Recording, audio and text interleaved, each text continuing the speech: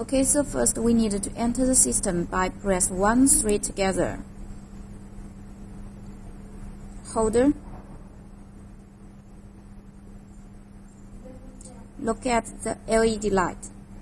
It's fresh, so it's okay. Then press the first button 6 times. 7.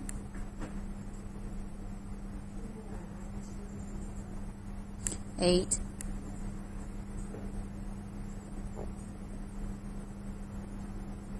9.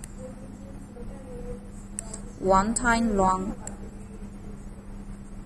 1 time long, 1 time short.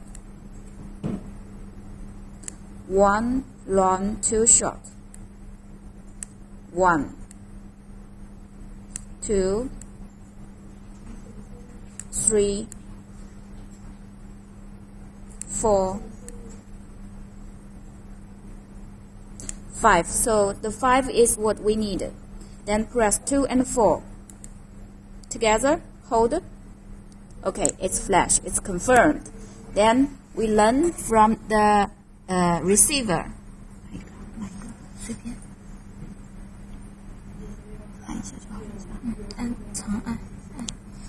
Press and hold it.